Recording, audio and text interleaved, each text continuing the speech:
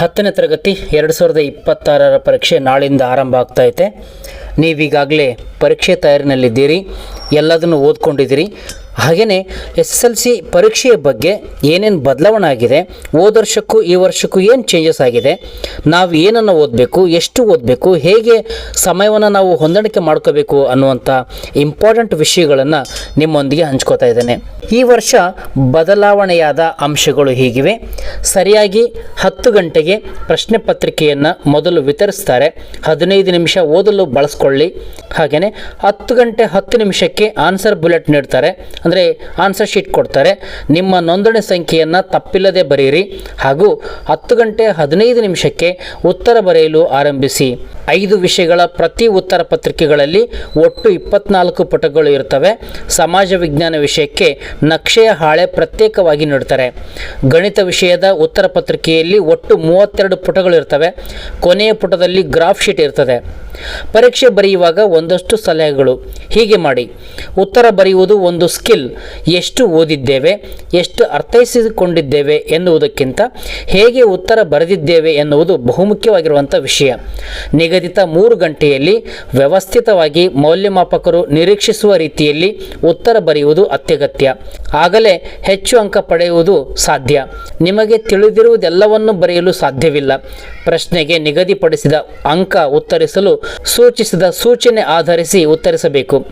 ಪ್ರಶ್ನೆ ಪತ್ರಿಕೆ ವಿನ್ಯಾಸ ನೀವು ಅಭ್ಯಾಸ ಮಾಡಿರುವುದರಿಂದ ಯಾವ ಪ್ರಶ್ನೆಗೆ ಎಷ್ಟು ಉತ್ತರ ಬರೆಯಬೇಕು ಎಂಬುದು ತಿಳಿದುಕೊಂಡಿರುತ್ತೀರಿ. ಅದರಂತೆ ಉತ್ತರಿಸಲು ಪ್ರಯತ್ನಿಸಿ. ಚಿತ್ರವಿಲ್ಲದೆ ಪ್ರಮೇಯ ಬರೆದರೆ ಅಂಕಗಳು ಲಭಿಸುವುದಿಲ್ಲ. ಚಿತ್ರ ಹಾಕಿ ಗಣಿತದ ಪ್ರಮೇಯಗಳನ್ನು ಬರೆಯಿರಿ. 2 pen, compass box, pen, pencil, scale, eraser ನಿಮ್ಮ ಜೊತೆ ಇರಲಿ. ಉತ್ತರವು ನಿಖರ, ನಿರ್ದಿಷ್ಟ, ನೇರ ಮತ್ತು ಸ್ಪಷ್ಟವಾಗಿರಲಿ. ಅಗತ್ಯಕ್ಕಿಂತ ಹೆಚ್ಚು ಉತ್ತರ ಬರೆದು ಸಮಯ ಹಾಳು ಮಾಡಿಕೊಳ್ಳಬೇಡಿ. ಬರವಣಿಗೆ ಶುದ್ಧವಾಗಿ, ಅಂದವಾಗಿ, ಆಕರ್ಷಣೀಯವಾಗಿರಲಿ. ಲಘು, ದೀರ್ಘ, ಪ್ರತಿ ಉತ್ತರದ ನಡುವೆ 2 ಲೈನ್ಗಳ ಅಂತರವಿರಲಿ. ಚಿತ್ರ, ನಕ್ಷೆಗೆ ಮಾತ್ರ ಪೆನ್ಸಿಲ್ ಬಳಸಿ. ಪೆನ್ಸಿಲ್ನಿಂದ ಯಾವುದೇ ಕಾರಣಕ್ಕೂ ಉತ್ತರಗಳನ್ನು ಬರೆಯಬೇಡಿ. ಪೆನ್ಸಿಲ್ನಿಂದ ಬರೆದ ಉತ್ತರವನ್ನು ಮೌಲ್ಯಮಾಪನಕ್ಕೆ ಪರಿಗಣಿಸುವುದಿಲ್ಲ. ಕಪ್ಪು ಅಥವಾ ನೀಲಿ ಪೆನ್ನನ್ನು ಮಾತ್ರ ಬರವಣಿಗೆಗೆ ಬಳಸಿ. ಪೂರ್ಣ ಪೇಪರ್ ಉತ್ತರಿಸಲು ಒಂದೇ ಬಣ್ಣದ ಪೆನ್ ಬಳಸಿ. ಕಂಪ್ಲೀಟ್ ಪೇಪರ್ ಬರೆಯಲು ಒಂದೇ ಒಂದು ಬಣ್ಣದ ಪೆನ್ನುಗಳನ್ನು ಬಳಸಿ. ಪೆನ್ ಬದಲಾವಣೆ ಮಾಡಬೇಡಿ. ಪೆನ್ನು ಬದಲಿಸುವ ಮುನ್ನ ಮೇಲ್ವಿಚಾರಕರಿಂದ ಅನುಮತಿ ಪಡೆಯಿರಿ. ಗೊಂದಲಕ್ಕೀಡು ಮಾಡುವ, ತಿರುಚಿದ, ಕ್ಲಿಷ್ಟ ಪ್ರಶ್ನೆಗಳನ್ನು 2-3 ಬಾರಿ ಓದಿ ಅರ್ಥೈಸಿಕೊಂಡು ಆಲೋಚಿಸಿ ನಂತರ ಉತ್ತರಿಸಿ. ಉತ್ತರ ಪತ್ರಿಕೆಯಲ್ಲಿ ಯಾವುದೇ ಧಾರ್ಮಿಕ ಚಿಹ್ನೆ, ಹೆಸರು ಹಾಕಬೇಡಿ. ಪ್ರಶ್ನೆ ಪತ್ರಿಕೆಯಲ್ಲಿ ಯಾವುದೇ ಬರಹ, ಗುರುತು ಮಾಡಬೇಡಿ. ಅಡಿಷನಲ್ ಹಾಳೆ ಕಟ್ಟುವಾಗ ಅಗತ್ಯ ಮಾಹಿತಿ ತುಂಬಿರಿ. ಪರೀಕ್ಷೆಯ ಕೊನೆಯಲ್ಲಿ ನೀವು ಬಳಸಿದ ಒಟ್ಟು ಪುಟಗಳ ಸಂಖ್ಯೆಯನ್ನು ಮರೆಯದೆ ನಮೂದಿಸಿ. ಆಸನ ಬಿಟ್ಟು ಕದಲಬೇಡಿ. ಅನಗತ್ಯವಾಗಿ ಎದ್ದು ನಿಲ್ಲಬೇಡಿ. 3-4 ಅಂಕದ ಪ್ರಶ್ನೆ ಉತ್ತರಿಸುವಾಗ ಸಮಯ ನಿಗದಿಪಡಿಸಿಕೊಳ್ಳಿ. 15 ನಿಮಿಷ ಮೊದಲೇ ಎಲ್ಲವನ್ನ ಉತ್ತರಿಸಲು ಪ್ರಯತ್ನಿಸಿ.